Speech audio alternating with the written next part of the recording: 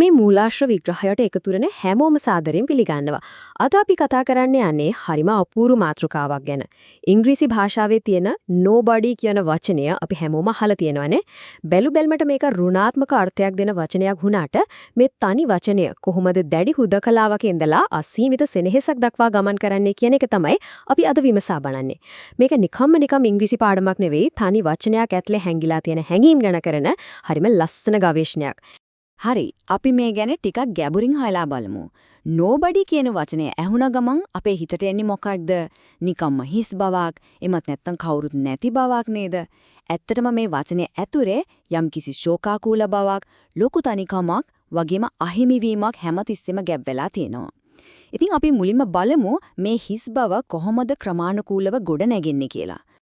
අපේ පළමු අදියර වෙන්නේ භෞතික සහ චිත්තවේගීය හුදකලාව. මේක තමයි අර පහලට වැටීමේ ආරම්භයේ විදිහට හඳුන්වන්න පුරුවන් වෙන්නේ. මේ ගමනේ ආරම්භක ලක්ෂ්‍යය තමයි nobody is here. එහෙමත් නැත්නම් මෙහි කිසිවෙකුවත් නැහැ කියන එක. ටිකක් හිතින් මවා ගන්නකො කිසිම කෙනෙක් නැති සම්පූර්ණයෙන්ම හිස්සුණු ලොකු කාමරයකට ඇතුළු වෙනවා කියලා. අන්න එතන දැනෙනේ භෞතික හිස් බව මේ වාක්‍යයෙන් ඉතාමත් සරලව ප්‍රකාශ වෙනවා.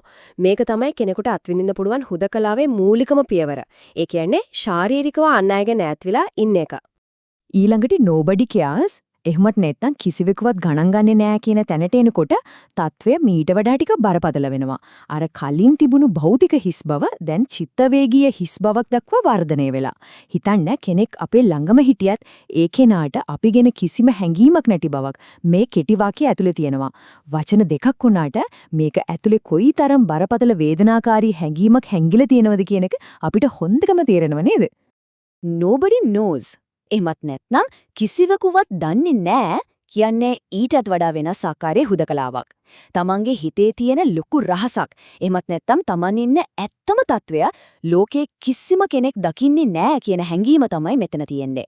මුළු ලෝකෙටම තමන්ව අදෘශ්‍යමාන වෙලා තමන්ගේ කඳුළු කවුරුත් දකින්නේ නැහැ කියන එක මේ කෙටි යෙදුමෙන් හරිම ප්‍රබල විස්මතු වෙනවා. දැන් මේ මීළඟ අධ්‍යයනයේදී ඇත්තම සිත් ගන්නසුරු කාරණේ වෙන්නේ අපි සාමාන්‍ය හැඟීම් වල ඉඳලා අනෑගේ නිශ්ශබ්දතාව සහ සමාජයෙන් නොසලකා හැරීමේ වේදනාව දක්වා ගමන් කරන එකයි.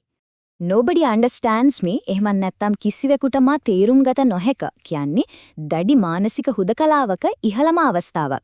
තමන්ගේ අදහස් තේරුම් ගන්න පුළුවන් කිසිම කෙනෙක් මේ ලෝකේ නැහැ කියන අන්ත අසරණභාවය මෙතන ගැබ් වෙලා තියෙනවා. ඉංග්‍රීසි භාෂාවේ පුද්ගල සර්වනාම භාවිතය දිහා බැලුවත් විශේෂයෙන්ම me නැත්නම් මා කියන පදය මෙතන යොදාගෙන තියෙන විදියෙන් තමන්ව සමාජයෙන් සම්පූර්ණයෙන්ම වෙන් කරලා දාන බවක් ව්‍යාකරණානුකූලවත් හරිම ප්‍රබලව දැනෙනවා. Nobody called me today. අද කිසිවෙකු මට කතා කළේ නැත. ඇත්තටම මේක අපිට කොයිතරම්නම් සමීප එදිනදා අත්දැකීමක්ද? ෆෝන් එක දිහා බලාගෙන කවුරු හරි කතා කරනකම් දවස පුරාම බලාපොරොත්තුෙන් ඉඳලා ඒක ඉටු නොවුනාම දැනෙන ඒ තියුණු වේදනාව ගැන පොඩ්ඩක් හිතලා බලන්නකෝ. මේක නිකම්ම අමතක වීමක් නෙවෙයි. සමාජයෙන් තමන්ව කොන් වෙලා කියන සක්‍රීය හැඟීම ඊටමත් සියුම්ව ඉස්මතු කරන අවස්ථාවක්. Nobody wants to talk. කිසිවෙකුට කතා කිරීමට අවශ්‍ය නැහැ. මේක තමයි ඍණාත්මක භාවිතයන් අතරින් සෘජුවම සිදුවන ප්‍රතික්ෂේප කිරීම. කිසිම කෙනෙක් සම්බන්ධතාවයක් ගොඩනගා ගන්න කැමති නැහැ කියන මේ අදහස මූලාශ්‍රයේ සඳහන් වෙන අඳුරුතම වගේම කනගාටු දායකම අවස්ථාව විදියට සලකන්න පුළුවන්. ඒක හඬනගා කියති පවා අපිට ලොකු ශෝකයක් සහ බලාපොරොත්තු රහිත බවක් දැනෙනවා. ඉතින් මේ දක්වා ආපු ගමන දිහා බැලුවාම හුදකලාව කියන දේ අපිට මෙන්න මේ විදිහට අර්ථකථනය කරන්න පුළුවන්. ඒක හරියට යම්කිසි ස්ථානයක හෝ අවස්ථාවක වෙනත් අයගෙන් සම්පූර්ණයෙන්ම වෙන් වෙලා ඉන්න තත්වයක්. වාග් විද්‍යාත්මකව ගත්තොත් අපි මේ තක්දුරට කතා කරපු nobody කියන වචනය හරහා නිරූපණය කළේ අන්නේ සම්බන්ධතා සම්පූර්ණයෙන්ම බිඳවැටි ඇති ආකාරය සහ ඒකේ තියෙන වේදනාවයි. හැබැයි මෙන්න මෙතන ඉඳලා මේ කතාව සම්පූර්ණයෙන්ම වෙනස් වෙනවා. අපි මීළඟ අදියර තමයි විශ්වීය සත්‍යයක්. මේක ධනාත්මක පැත්තට හැරෙන අපූර්ව අවස්ථාවක්. මෙතෙන් සිට තමයි භාෂාවේ තියෙන නියම සුන්දරත්වය මතුවෙන්න පටන් ගන්නෙ. ඉතින් මෙතන තියෙන තීරණාත්මකම කරුණ වෙන්නේ nobody is perfect. එහෙමත් නැත්නම් කිසිවෙකු පරිපූර්ණ නැත කියන වාක්‍යයත් එක්ක සිදුවෙන පෙරලියයි.